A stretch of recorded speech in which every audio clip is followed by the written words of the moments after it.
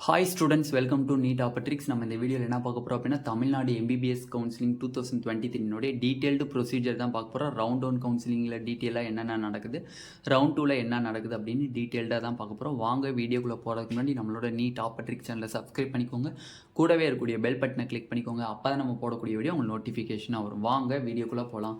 First of all பார்த்தீங்க அப்படின்னா, Tamil Nadu MBBS or BDS counselling 2023க்கானது எப்போ நடக்கும் அப்படின்னு கேட்டிங்க அப்படின்னா, ஃபஸ்ட்டு நீட் 2023க்கான ரிசல்ட் ரிலீஸ் ஆனதுக்கப்புறம் எம்சிசி கவுன்சிலிங்கில் ஆல் இந்தியா கோட்டாக்கான கவுன்சிலிங் ரவுண்ட் 1 கவுன்சிலிங் நடத்துவாங்க. அந்த நடந்து முடிஞ்சதுக்கு அப்புறம் தான் தமிழ்நாட்டில் இருக்கக்கூடிய எம்பிபிஎஸ் பிடிஎஸ் கவுன்சிலிங்கான ரவுண்ட் 1 கவுன்சிலிங் ஸ்டார்ட் ஆகும். தெளிவாக புரிஞ்சுக்கணும், all India quota round 1 counselling முடிஞ்சதுக்கப்புறம் தான் தமிழ்நாட்டில் இருக்கக்கூடிய MBBS BDS counselling round 1 counselling start ஆகும். ஓகேவா? ஓகே, இப்போ ரவுண்ட் 1 கவுன்சிலிங்கில் என்னென்ன பண்ணுறது அப்படின்னா, உங்களுக்கு வந்து ரிசல்ட் ரிலீஸ் பண்ணோடனே உங்களுக்கு தமிழ்நாட்டிலேருந்து என்ன பண்ணுவாங்க அப்படின்னா, நீங்கள் ரெஜிஸ்டர் பண்ணுங்கள், உங்கள் பேரை வந்து ரெஜிஸ்டர் பண்ணுங்கள் அப்படின்னு சொல்லிடுவோம். ரெஜிஸ்டர் பண்ணுறதுக்கு 500 நீங்கள் கட்டி ரெஜிஸ்டர் பண்ணிடுவீங்க. 500 கட்டி ரெஜிஸ்டர் பண்ணிட்டீங்க அப்படின்னா அது நான் ரீஃபண்டபிள் அமௌண்ட். ஓகேவா? நான் ரீஃபண்டபிள், திருப்பி அதை எப்பயுமே உங்களுக்கு கொடுக்க மாட்டாங்க 500 அமௌண்ட்டை. அந்த அமௌண்ட்டை கட்டி பே பண்ணதுக்கப்புறம் உங்களுக்கு ஒன் டே வந்து ரிலீஸ் பண்ணுவாங்க. எதை ரிலீஸ் பண்ணுவாங்க? ரேங்க் லிஸ்ட்டை ரிலீஸ் பண்ணுவாங்க. அதில் ரெஜிஸ்டர் பண்ணவங்க பேர் எல்லாமே இருக்கும். ரேங்க் வைஸாக இருக்கும். ஜென்ரல் ரேங்க் அண்டு கம்யூனிட்டி ரேங்கோட ரேங்க் வைஸாக இருக்கும். ரேங்க் வைஸாக இருந்ததுக்கப்புறம் all India quota first round முடிஞ்சிருச்சான்னு பார்ப்பாங்க. முடிஞ்சதுக்கப்புறம் நம்மளுக்கு என்ன பண்ணுவாங்கன்னா, தமிழ்நாட்டினுடைய எம்பிபிஎஸ் கவுன்சிலிங் வந்து ஸ்டார்ட் பண்ணுவாங்க. பிட்வீன் டேஸ் வந்து அறிவிப்பாங்க. ஒரு 4 or 5 டேஸ்க்குள்ளே நீங்கள் வந்து அந்த ரவுண்டு 1 கவுன்சிலிங்கான சாய்ஸ் ஃபில்லிங் பண்ணணும். அதுக்கப்புறம் வந்து உங்களுக்கு என்ன பண்ணுவாங்க, கவுன்சிலிங் அனௌன்ஸ் பண்ணுவாங்க. அப்போ ஃபஸ்ட்டு நீங்கள் என்ன பண்ணணும் அப்படின்னா, 500 rupees நீங்கள் பே பண்ணி ரெஜிஸ்டர் பண்ணணும். ஓகேவா? 500 rupees பே பண்ணி ரெஜிஸ்டர் பண்ணணும். ரெஜிஸ்டர் பண்ணிட்டீங்கனாலே நீங்கள் ரேங்க் லிஸ்ட்டில் உங்கள் பேர் வந்துடும். ஓகே, நெக்ஸ்ட் என்னென்ன பண்ணணும் அப்படின்னு கேட்டிங்கன்னா, சாய்ஸ் ஃபில்லிங் பண்ணணும். சாய்ஸ் ஃபில்லிங்கில் கவர்மெண்ட் காலேஜஸும் இருக்கும், ப்ரைவேட் காலேஜஸும் இருக்கும். கவர்மெண்ட் காலேஜஸ் அப்படின்னா நீங்கள் ரெஜிஸ்டர் பண்ணும்போது 500 rupees பே பண்ணியிருப்பீங்க தெரியுமா? அதுவே போதும். அது வந்து 500 rupees அந்த நான் ரீஃபண்டபிள் அமௌண்ட்டை வச்சு நம்ம அந்த கவர்மெண்ட் காலேஜஸ் சாய்ஸ் ஃபில் பண்ணிடலாம். இல்லைன்னா நான் ப்ரைவேட் காலேஜஸும் சாய்ஸ் ஃபில் பண்ணணும்னு நினச்சிங்க அப்படின்னா 30,000 நீங்கள் பே பண்ணணும். 30,000 நீங்கள் பே பண்ணீங்க அப்படின்னா ப்ரைவேட் காலேஜஸை ஃபில்அப் பண்ணுறதுக்குரிய அந்த போர்ட்டல் ஓப்பன் ஆகும். அதுக்கப்புறம் நீங்கள் ப்ரைவேட் காலேஜஸையும் நீங்கள் ஆட் பண்ணிக்கலாம் 30,000 நீங்கள் பே பண்ணதுக்கப்புறம். ஓகேவா? நெக்ஸ்ட் பாயிண்ட் பார்த்தீங்க அப்படின்னா, ரவுண்ட் 1 கவுன்சிலிங்கில் ஆப்ட் அவுட் ரூல் அப்படின்னா என்னன்னா, நீங்கள் சாய்ஸ் ஃபில் பண்ணுறீங்க. டோட்டலாக பார்த்தீங்க அப்படின்னா 36 கவர்மெண்ட் மெடிக்கல் காலேஜஸ் இருக்குது, 1 செமி கவர்மெண்ட் மெடிக்கல் காலேஜஸ் இருக்குது, 21 செல்ஃப் ஃபினான்சிங் காலேஜஸ் இருக்குது. ஓகேவா? 21 செல்ஃப் ஃபினான்சிங் காலேஜஸ் இருக்குது. இந்த வருஷம் ஒரு 3 காலேஜ் ஆட் ஆகுது, அதனால 24ன்னு போட்டுக்கலாம். ஓகேவா? 24 செல்ஃப் ஃபினான்சிங் காலேஜஸ் இருக்குது. ஓகேண்ணே, இப்போ நான் வாங்கியிருக்கிற மார்க் பார்த்தீங்க அப்படின்னா, எனக்கு வந்து 510 வாங்கியிருக்கேன்னு வச்சுக்கோங்க. ஃபார் எக்ஸாம்பிளுக்கு 510 வாங்கியிருக்கேன். பட் நீங்கள் என்ன பண்ணுறீங்க, உங்களோட ஓவர் கான்ஃபிடென்ஸ் மூலியமாக எனக்கு கவர்மெண்ட் காலேஜஸே கிடச்சிருன்னு சொல்லி கவர்மெண்ட் காலேஜஸை போட்டுறீங்க. அதை மட்டும் நீங்கள் சாய்ஸ் ஃபில் பண்ணி வச்சுருங்க. செல்ஃப் ஃபினான்சிங் காலேஜையோ செல்மி கவர்மெண்ட் மெடிக்கல் காலேஜஸையோ நீங்கள் சாய்ஸ் ஃபில்அப் பண்ண விட்டுட்டீங்க. எப்போ? ரவுண்டு 1ல் விட்டுட்டீங்க. அப்போ நீங்கள் 36 கவர்மெண்ட் மெடிக்கல் காலேஜஸ் மட்டும் நம்ம போட்டுருவோம். நம்மளுக்கு ஏதாச்சும் ஒரு கவர்மெண்ட் மெடிக்கல் காலேஜில் சீட்டு கிடைச்சிரும் அப்படின்னு சொல்லி ஓவர் கான்ஃபிடென்ஸில் இருக்கீங்க. அப்போ என்ன பண்ணுவீங்க, இது ரெண்டையும் வந்து நீங்கள் சாய்ஸ் ஃபில் பண்ண விட்டுட்டீங்க. நல்லா புரிஞ்சுக்கணும், இது ரெண்டையும் சாய்ஸ் ஃபில் பண்ண விட்டுட்டீங்க. அப்போ விட்டுட்டீங்கன்னா இப்போ என்ன ஆகும் அப்படின்னா, உங்களுக்கு ரவுண்டு 1ல் சப்போஸ் 36 கவர்மெண்ட் மெடிக்கல் காலேஜில் 510க்கு உங்களுக்கு சீட்டு கிடைக்கல அப்படின்னு வச்சுக்கோங்க. கிடைக்கல அப்படின்னா ரவுண்டு 2க்குள்ளே வருவீங்களா? ரவுண்டு 2க்குள்ளே வரும்போது ஓகே, ரவுண்ட் 2ல் போய் நம்ம வந்து செல்ஃப் ஃபினான்சிங் காலேஜை ஃபில்அப் பண்ணி செல்ஃப் ஃபினான்ஸ் காலேஜில் சீட் எடுத்துக்கும் அப்படின்னு நினைப்பீங்க. பட் உங்களுக்கு செல்ஃப் ஃபினான்சிங் காலேஜும் காமிக்காது, செமி கவர்மெண்ட் மெடிக்கல் காலேஜ்னு சொல்லக்கூடிய இஎஸ்ஐசி கேகே நகரும் காமிக்காது. ஓகேவா? அதனால தான் சாய்ஸ் ஃபில் பண்ணும்போது ரொம்ப பொறுமையாக பண்ணணும். நீங்கள் அதை வந்து ஆப்ட் அவுட் பண்ணிட்டீங்கன்னு அர்த்தம். நீங்கள் அந்த காலேஜ் வேணான்னு சொல்லிட்டு ஒதுக்கிட்டீங்க. ஃபஸ்ட் ரவுண்ட்லேயே வந்து சாய்ஸ் ஃபில் பண்ணாமல் ஒதுக்கிட்டீங்க. கவர்மெண்ட் காலேஜ் மட்டும் போதுன்னு ஒதுக்கிட்டீங்க. அப்போ சப்சிக்வெண்ட் ரவுண்டு வரும்போது, ரவுண்டு 2 மாப்பப் ரவுண்டு, அதுக்கப்புறம் ஸ்பெஷல் ஸ்டே வேகன்சிலாம் வரும்போது நீங்கள் அந்த 36 காலேஜ்லேயே சஃபில் பண்ணி தான் நீங்கள் சாய்ஸ் ஃபில் பண்ண முடியும். புதுசாக உங்களுக்கு செல்ஃப் ஃபினான்சிங் காலேஜை உள்ளுக்குள்ளே நுழைக்க மாட்டான். ஏன்னா நீங்கள் ஃபஸ்ட்டே நீங்கள் ஆப்ட் அவுட் பண்ணிட்டீங்க. ஓகேண்ணே, இப்போ நான் ஃபஸ்ட்டு ரவுண்டில் 510 எடுத்திருக்கேன். 30 கவர்மெண்ட் மெடிக்கல் காலேஜஸை நான் ஃபில்அப் பண்ணுறேன். எனக்கு 6 கவர்மெண்ட் மெடிக்கல் காலேஜை நான் விட்டுட்டேன். நான் ஒரு 15 செல்ஃப் ஃபினான்சிங் மெடிக்கல் காலேஜஸை நான் ஃபில்அப் பண்ணுறேன். மிச்சம் இருக்கக்கூடிய 9 காலேஜஸை நான் விட்டுட்டேன். ஒரு செமி கவர்மெண்ட் காலேஜஸையும் நான் ஃபில்அப் பண்ண மறந்துட்டேன், விட்டுட்டேன்னு வச்சுக்கோங்க. எனக்கு இது ஃபுல்லாக நான் சாய்ஸ் ஃபில் பண்ணலை. அப்போ சப்சிக்வெண்ட் ரவுண்ட்ஸ் வரும்போது உங்களுக்கு என்ன காமிக்கும், அந்த ஸ்க்ரீனில் என்ன காமிக்கும், ரவுண்ட் 2க்கு வரீங்க, சாய்ஸ் ஃபில் பண்ண சொல்கிறாங்க அப்படின்னா அந்த ஸ்க்ரீனில் என்ன காமிக்கும், 30 கவர்மெண்ட் மெடிக்கல் காலேஜஸ் மட்டும்தான் காமிக்கும், 15 செல்ஃப் ஃபினான்சிங் மெடிக்கல் காலேஜஸ் மட்டும்தான் காமிக்கும்.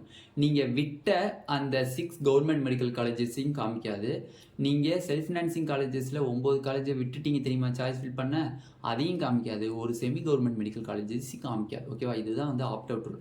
அப்போ நீங்கள் என்ன மார்க் வாங்கியிருக்கீங்கன்னு பாருங்கள். அந்த மார்க்குக்கு கண்டிப்பாக ஷூரிட்டியாக உங்களுக்கு கவர்மெண்ட் மெடிக்கல் காலேஜ் கிடைக்கும்னு நினச்சா மட்டும் கவர்மெண்ட் மெடிக்கல் காலேஜஸை நீங்கள் என்ன பண்ணுறீங்க, சாய்ஸ் ஃபில் பண்ணுங்கள். என்னோட ஒப்பீனியன் என்னன்னா 30,000ங்கிறது வந்து நம்ம படிப்புக்கு பார்க்கும்போது ரொம்ப ரொம்ப கம்மி தான். அப்போ அந்த 30,000 நீங்கள் பே பண்ணி செல்ஃப் ஃபினான்சிங் மெடிக்கல் காலேஜஸையும் சாய்ஸ் ஃபில் பண்ணி வச்சுக்கோங்க அப்படின்னு சொல்கிறேன். ஓகேவா, ஓவர் கான்ஃபிடென்ஸ் என்னைக்கு வேணால் அடிஸ் இருக்கும். ஓகேவா, அதனால் நீங்கள் கவர்மெண்ட் மெடிக்கல் காலேஜஸ் மட்டும் ஃபில்அப் பண்ணாமல் செல்ஃப் ஃபினான்சிங் காலேஜையும் 30,000 கொடுத்து நீங்கள் சாய்ஸ் ஃபில் பண்ணிட்டீங்க அப்படின்னா அடுத்து சப்சிக்வெண்ட் ரவுண்டு வர அந்த செல்ஃப் ஃபினான்சிங் காலேஜும் உங்களுக்கு காமிக்கும். சப்போஸ் எனக்கு கவர்மெண்ட் காலேஜஸ்லேயே எனக்கு வந்து ஃபஸ்ட் ரவுண்டில் சீட் கிடச்சிருச்சு அப்படின்னா அந்த 30,000 உங்களுக்கு ரீஃபண்ட் ஆக போகுது. ஓகேவா, அதனால் வந்து அந்த தப்பு பண்ணிடாதீங்க யாரும். ஓகேவா, நெக்ஸ்ட் என்ன சொல்கிறாங்க அப்படின்னா ஜாயின் பண்ணிட்டேன், அப்படி இல்லைன்னா ஜாயின் பண்ணதுக்கப்புறம் டிஸ்கண்டினியூ. ஓகேவா, நாட் ஜாயின். ஓகே, இப்போ எனக்கு சீட்டு கிடச்சிருச்சு. அது கவர்மெண்ட் காலேஜஸாக இருந்தாலும் சரி, செமி கவர்மெண்ட் மெடிக்கல் காலேஜஸாக இருந்தாலும் சரி, செல்ஃப் ஃபினான்சிங் காலேஜஸாக இருந்தாலும் சரி, நான் ஜாயின் பண்ணலை. எனக்கு சீட்டு கொடுத்துட்டாங்க, பட் நான் ஜாயின் பண்ணலை. ஓகேவா, நான் ஜாயின் பண்ணிட்டேன். அவங்க சொல்கிற அந்த ரிலீவிங் டயத்துக்குள்ளே நான் வெளியில் வந்துட்டேன். ஃபார் எக்ஸாம்பிள், கவுன்சிலிங்லாம் முடிஞ்ச பிறகு, ரவுண்ட் 1 கவுன்சிலிங்லாம் முடிஞ்ச பிறகு ஒரு 2 days தருவாங்க. உங்களுக்கு அந்த காலேஜில் படிக்க விருப்பம் இல்லை, அங்கே சூழ்நிலை சரியில்லை, நான் இப்போ டிஸ்கன்டினியூ பண்ணணும்னு நினச்சிங்கன்னா எந்த ஒரு பெனால்ட்டியும் கட்ட தேவை. அந்த மாதிரி ஒரு ஸ்டிப்புலேட்டட் டைம் தருவோம். அந்த ஸ்டிப்புலேட்டட் டயத்துக்குள்ளே நீங்கள் வந்து ஜாயின் பண்ணதுக்கப்புறம் கூட நீங்கள் வெளியில் வந்துடலாம். அந்த மாதிரி நீங்கள் வெளியில் வந்ததுக்கப்புறம் நீங்கள் ரவுண்ட் 2 கவுன்சிலிங்கில் போய் கலந்துக்கலாமான்னு ஒரு கேள்வி வரும். கண்டிப்பாக கலந்துக்கலாம். ரவுண்ட் 2 கவுன்சிலிங்க்கு நீங்கள் எலிஜிபிள். ரவுண்ட் 2 கவுன்சிலிங்க்கு நீங்கள் என்னது எலிஜிபிள். ரவுண்ட் 2 கவுன்சிலிங்க்கு நீங்கள் என்னது எலிஜிபிளாக ஆகிட்டீங்க. ஓகேவா, அப்போ ரவுண்ட் 2 கவுன்சிலிங்க்கு நான் வந்து ரவுண்டு 1ல் எனக்கு சீட்டு கிடச்சிருச்சுப்பா, கிடச்சி நான் போய் ஜாயின் பண்ணலை. சப்போஸ் நான் ஜாயின் பண்ணிட்டேன், பட் காலேஜுக்குள்ளே போனதுக்கப்புறம் தான் தெரியுது எனக்கு இந்த காலேஜ் பிடிக்கலன்ட்டு தெரியுது அப்படின்னு நினச்சிங்க அப்படின்னா, நான் வந்து அந்த ஸ்டிப்புலேட்டட் டயத்துக்குள்ளே நான் வெளியில் வந்துட்டேன். வெளியில் வந்ததுக்கப்புறம் ரவுண்ட் 2ல் கலந்துக்கிட்டு இதோட பெட்டர் காலேஜில் நான் ஜாயின் பண்ணிக்கலாமான்னு கேட்டிங்கன்னா தாராளமாக கலந்துக்கலாம். ரவுண்ட் 1ல் ஜாயின் பண்ணாத ஸ்டூடெண்ட்ஸும் சரி, டிஸ்கன்டினியூ பண்ண ஸ்டூடெண்ட்ஸும் சரி, ரவுண்ட் 2க்கு எலிஜிபிளான்னு கேட்டிங்கன்னா கண்டிப்பாக எலிஜிபிள். ஓகே, நெக்ஸ்ட் பாயிண்ட் என்ன சொல்கிறாங்க அப்படின்னா ரீஅலாட்மெண்ட்னா என்னது? ரீஅலாட்மெண்ட் நான் ஃபார் எக்ஸாம்பிள் அதே 510 வச்சுக்கிறேன். 510 எடுத்திருக்கேன். இந்த 510க்கு எனக்கு வந்து நியூ மெடிக்கல் காலேஜில் நீலகிரி மெடிக்கல் காலேஜ் ஒதுங்குதுன்னு வச்சுக்கோங்க. பேரண்ட்ஸ்லாம் பேசுகிறாங்க, ஸ்டூடெண்ட்ஸ்லாம் பேசிக்கிறாங்க, நீலகிரி மெடிக்கல் காலேஜோட பெட்டர் காலேஜ் ரவுண்ட் 2ல் நீ செலக்ட் பண்ணலாமாப்பா அப்படின்னு கேட்குறாங்கன்னு வச்சுக்கோங்க. ஓகேம்மா சாய்ஸ் ஃபில் பண்ணுறேம்மா அப்படின்னு சொல்கிறாங்க. அப்போ நீங்கள் ரீஅலாட்மெண்ட் அப்போ இன்னும் கவனமாக இருக்கணும். எதனால அப்படின்னா, ரீஅலாட்மெண்ட்டில் நார்மலாக உங்களுக்கு ரவுண்ட் 1 கவுன்சிலிங்கில் கவர்மெண்ட் மெடிக்கல் காலேஜஸ் கிடச்சிருச்சுன்னா பிரச்சனை இல்லை. ஓகேவா, கவர்மெண்ட் மெடிக்கல் காலேஜஸ் கிடச்சிருச்சு அப்படின்னா ரவுண்ட் 2ல் நீங்கள் ரீஅலாட்மெண்ட் பண்ணுறீங்க அப்படின்னா சாய்ஸ் ஃபில் பண்ண சொல்லுவாங்க. சாய்ஸ் ஃபில் பண்ண சொல்லிட்டாங்க அப்படின்னா அந்த சாய்ஸ் ஃபில்லிங்கில் செல்ஃப் ஃபினான்சிங் காலேஜையும் சேர்த்து பண்ணக்கூடாது, சாய்ஸ் ஃபில் பண்ணக்கூடாது. ஏன்னா ஆல்ரெடி உங்களுக்கு கவர்மெண்ட் மெடிக்கல் காலேஜ் பண்ணியிருக்காங்க. அப்போ இந்த நீலகிரி மெடிக்கல் காலேஜஸ்க்கு மேலே இருக்கக்கூடியது, for example Nilgiri medical colleges 36th medical காலேஜஸாக இருக்குன்னு வச்சுக்கோங்க அந்த ஆர்டரில். அப்போ நீலகிரி மெடிக்கல் காலேஜஸ்க்கு மேலே இருக்கக்கூடிய 35 மெடிக்கல் காலேஜஸை மட்டும்தான் நீங்கள் சாய்ஸ் ஃபில் பண்ணணுமே தவிர செல்ஃப் ஃபினான்சிங் காலேஜஸையும் சேர்த்து வச்சு பண்ணிடாதீங்க. ஃபார் எக்ஸாம்பிள், உங்களுக்கு நீலகிரி மெடிக்கல் காலேஜில் ரவுண்ட் 1ல் சீட் அலாட் ஆகிருக்கு. நீங்கள் வந்து இந்த 35 medical college plus self financing medical காலேஜையும் போட்டுறீங்க. உங்களோட 510 மார்க்குக்கு டாப்பில் இருக்கக்கூடிய 35 கவர்மெண்ட் மெடிக்கல் காலேஜில் சீட்டு இல்லைன்னு சொல்லிடுறான். அடுத்து அவன் கண் எதுக்கு வரும்னு பார்த்தீங்கன்னா செல்ஃப் ஃபினான்சிங் மெடிக்கல் காலேஜஸ்க்கு தான் வரும். அப்போ செல்ஃப் ஃபினான்சிங் மெடிக்கல் காலேஜில் என்ன பண்ணி வச்சுருப்பீங்க? பிஎஸ்ஜி மெடிக்கல் காலேஜை போட்டு வச்சுருப்பீங்க. அப்போ ரவுண்ட் 2ல் ரீஅலாட்மெண்ட்டுன்னு சொல்லி பிஎஸ்ஜி மெடிக்கல் காலேஜை கிளிக் பண்ணி விட்ருவான். அப்போ நீலகிரியில் இருக்கக்கூடிய சீட்டு கோவிந்தாவாக போயிடும். ஓகேவா? அதனால் ரீஅலாட்மெண்ட் பண்ணுறீங்க அப்படின்னா உங்களுக்கு கவர்மெண்ட் மெடிக்கல் காலேஜஸ் கிடச்சிருச்சு அப்படின்னா எந்த கவர்மெண்ட் மெடிக்கல் காலேஜஸ் கிடைக்குதோ அதுக்கு மேலே இருக்கக்கூடிய டாப் மெடிக்கல் காலேஜஸை மட்டும்தான் ஃபில்அப் பண்ணணும்.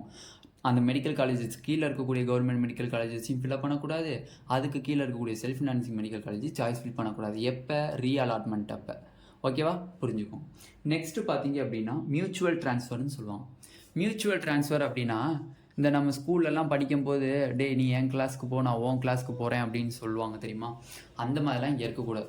இப்போ உன் ஃப்ரெண்டுக்கு வந்து for example Nilgiri medical college கிடச்சிருக்கு, இன்னொரு பையனுக்கு ராமநாதபுரம் மெடிக்கல் காலேஜ் கிடச்சிருக்கு அப்படின்னா நீ ராமநாதபுரம் மெடிக்கல் காலேஜஸ் போய்க்கோன்னு சொல்லிட்டு நீலகிரி மெடிக்கல் காலேஜ் கிடச்சவனா சொல்லக்கூடாது. அதேமாதிரி ராமநாதபுரம் மெடிக்கல் காலேஜ் கிடச்சவன் வந்து நீ வந்து என் காலேஜுக்கு வந்து கூடான்னு சொல்லக்கூடாது. அந்த மாதிரி மியூச்சுவல் ட்ரான்ஸ்ஃபர்லாம் கேட்கக்கூடாது. உங்களுக்கு எந்த காலேஜ் அலாட் பண்ணுறாங்களோ அந்த காலேஜ் தான் உங்களோட தலையெழுத்து அப்படின்னு நீங்கள் வச்சுக்கணும். ஓகேவா? நெக்ஸ்ட்டு பார்த்தீங்க அப்படின்னா உங்களுக்கு சர்டிஃபிகேட் வெரிஃபிகேஷனில் என்ன சொல்லுவாங்க, ஒரு குறிப்பிட்ட டைம் கொடுப்பாங்க. அந்த குறிப்பிட்ட டைமில் பார்த்தீங்க அப்படின்னா நீங்கள் வந்து என்ன பண்ணணும், உங்களோட சர்டிஃபிகேட் வெரிஃபிகேஷனை போய் அந்தந்த காலேஜில் சொல்லுவாங்க. உங்களுக்கு வந்து for example Nilgiri medical college கிடச்சிருக்கு அப்படின்னா நீலகிரி மெடிக்கல் காலேஜிலே போய் உங்களோட சர்டிஃபிகேட்லாம் ஒரிஜினல் சர்டிஃபிகேட்லாம் கொடுத்து நீங்கள் வெரிஃபை பண்ணி அட்மிஷன் நீங்கள் போட்டுட்டு வந்துடணும். 13,510 கட்டிட்டு அட்மிஷனையும் நீங்கள் போட்டுட்டு வந்துடணும். ஓகேவா? ஓகே. இப்போ நான் வந்து என்னென்ன பண்ணேன், எனக்கு வந்து ஃபார் எக்ஸாம்பிள் எனக்கு இந்த காலேஜில் எனக்கு பிடிக்கவே இல்லை, எனக்கு இருக்கவே பிடிக்கல, நான் வந்து இதை டிஸ்கன்டினியூ பண்ணுறேன்னு சொல்கிறீங்க அப்படின்னா ஸ்டிப்புலேட்டட் டைம் ஒன்று தருவாங்க. அந்த ஸ்டிப்புலேட்டட் டயத்துக்குள்ளே நீங்கள் வந்து என்ன பண்ணிடணும், உங்களோட சீட்டை வந்து என்ன பண்ணிடணும், ரிசைன் பண்ணிடணும். ஸ்டிப்புலேட்டட் டயத்துக்குள்ளே உங்களோட அந்த சீட்டை வந்து ரிசைன் பண்ணிட்டீங்க அப்படின்னா நீங்கள் எலிஜிபிள் ஃபார் ரவுண்ட் 2 கவுன்சிலிங். ஓகேவா? Eligible for round 2 counselling. ஓகேவா? அப்போ இந்த வீடியோவில் என்ன பார்த்துருக்கோம், ரவுண்ட் 1 கவுன்சிலிங்கில் என்னென்ன பண்ணணும் என்னென்ன பண்ணக்கூடாது அப்படிங்கிறத டீட்டெயிலாக பார்த்துருக்கு. இந்த வீடியோ உங்களுக்கு பிடிச்சிருந்துச்சி அப்படின்னா நம்மளோட நீட் டாப்பர்ட்ரிக் சேனலில் சப்ஸ்கிரைப் பண்ணிக்கோங்க, கூடவே இருக்கக்கூடிய பெல் பட்டனை கிளிக் பண்ணிக்கோங்க. அப்போ தான் நம்ம போடக்கூடிய வீடியோ உங்களுக்கு நோட்டிஃபிகேஷனாக வரும். ரவுண்ட் 2 கவுன்சிலிங்கினுடைய டீட்டெயில்டு வீடியோ பார்ட் 2ல் இருக்கும். ஓகேவா? Thank you students.